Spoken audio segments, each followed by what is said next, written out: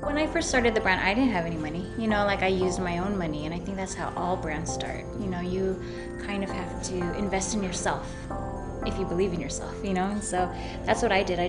I started out with small t-shirts, but then from the money that I got from that, I made more t-shirts and I started to slowly grow the line. So it was like the money was kind of just rolling in and out, you know, and eventually it's just, if you're smart with it, then you'll have enough money to continue growing and to sustain.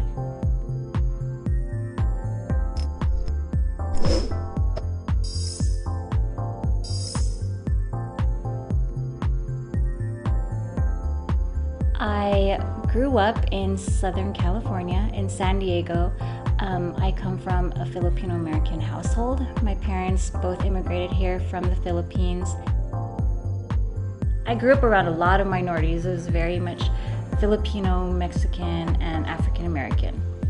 They bussed in Caucasians into my school because there wasn't any. It was that kind of like upbringing.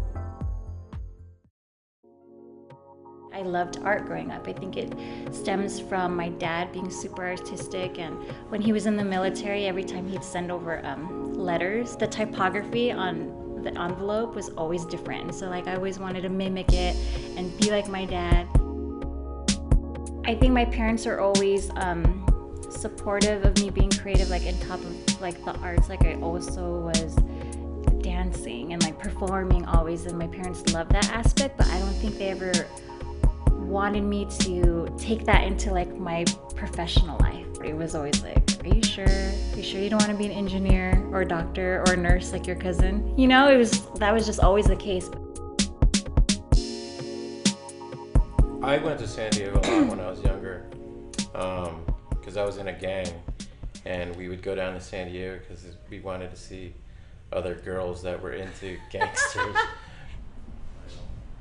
It was like the emergence of rap music, and you know, gang culture was at an all-time high. Drive-by, the term drive-by and AK-47 became the norm. The norm, yeah. So I think all that influenced, you know, both of us in, you know, what we put out, and there is like a small aspect of that rebelliousness that, you know, adds to what we put on apparel. A lot of my friends had the same kind of upbringing. Like a lot of our parents were born in the Philippines, came to the States, were constantly working 24/7. And so, I mean, even though I knew my parents loved me, they weren't always there because they were busy working to put food on the table. I pretty much had free reign. Yeah, we were latchkey kids. We were latchkey kids. Like I remember being like in elementary home alone, you know, like that was normal. And so friends became like our family. I moved to New York, I think it was 2003. I had been with my boyfriend, now husband, at the time for I think like a year and a half, maybe 2 years. Another one of our friends named Dennis, he does Cooks and Castles now. He got a job working at Echo in New York. And because he's so awesome, he brought on my husband to be one of his designers. And my husband, Bam, was like, do you want to come? And I'm like, only if I can get an interview. And he was like, okay. So they got me an interview to work for Echo Women's. And then a week later, I moved. My mom, I remember when she took me to the airport, she was like, good luck, honey. And then she like did one of these to me. And I felt that she put something in my hand. I was like, oh my God, she gave me money. I'm set. And I didn't want to look at it until I sat in my chair. So we go into the airplane, I sit down, and I look at it, and it was $20. My mom gave me $20 to move to New York, which is so them. But I get it. I mean, they wanted me to hustle and make money on my own and practically like throw me into the real world.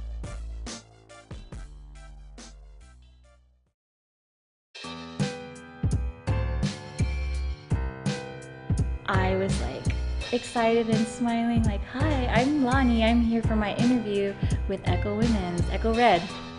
And they're like, who are you interviewing with? And I was like, somebody named Emily.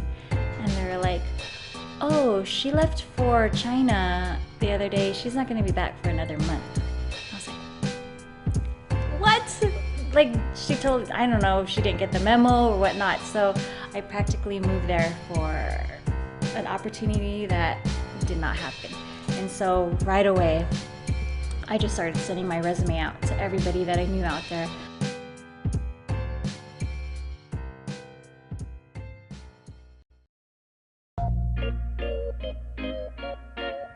I tried to create like a streetwear type category when I was at ROCAWEAR. I had pitched them. I was like, you know what? We need to do something different for women's. They're kind of like, yeah, do something, create some graphics and we'll check it out. So that's what I did. And I created all these graphics, which later became like my first collection for HLZBLZ.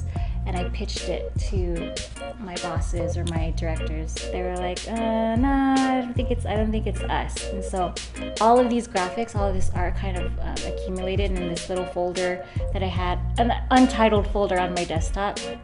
And I was like, you know, I need to do something with all these graphics because they're dope. I want to wear them. I know my girlfriends want to wear them. And so on the side, on my lunch breaks, I'd go meet with vendors and like buy t-shirts, and then I go meet with a printer, and then I get my t-shirts printed, and then I go to the label guy down the street, and then I get the label sewed in. It was all like done like on my own time as much as I could.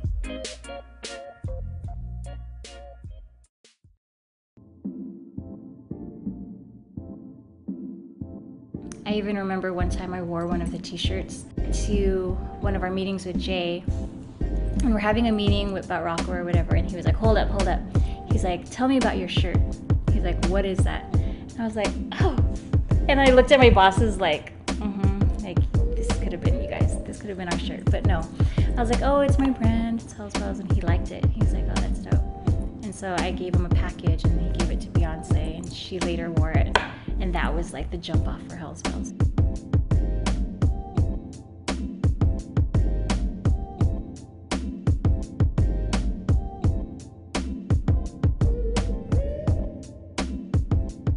Have you been traveling quite a bit? Lately we haven't been leaving the country, but just like within, we have. That's always, I just can't wait till we don't have to do that anymore. Yeah. But that's why I want to do more domestic. Nowadays, with the change of climate, I just think it's more beneficial for us now doing more stuff, producing and doing development here in downtown, in the U.S. And it's a good feeling to know that we're here supporting local businesses. So around 2007, 8-ish, I remember our friend Dennis from Cooks, he had told us about how he's opening up an office space on Fairfax.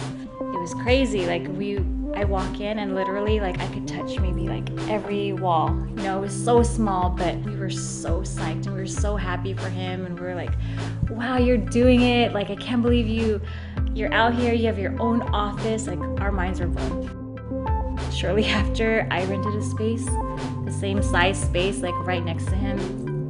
And it was just me and Bam. And slowly but surely, we started to kind of grow our team. And slowly but surely, I started renting out more offices within that same building. And we just started to grow.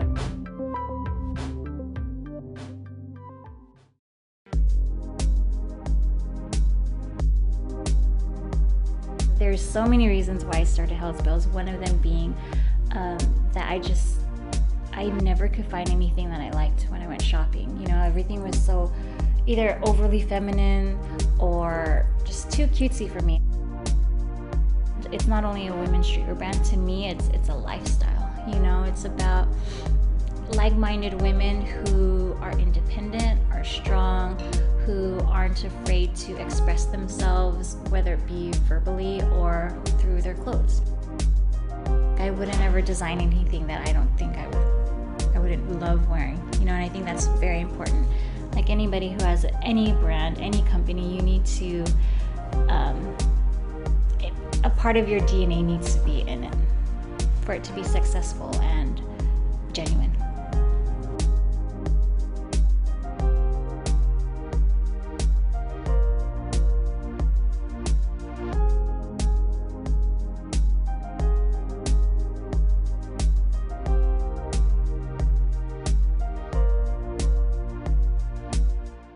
Hey NBC News fans, thanks for checking out our YouTube channel. Subscribe by clicking on that button down here, and and then click on any of the videos over here to watch the latest interviews, show highlights, and digital exclusives.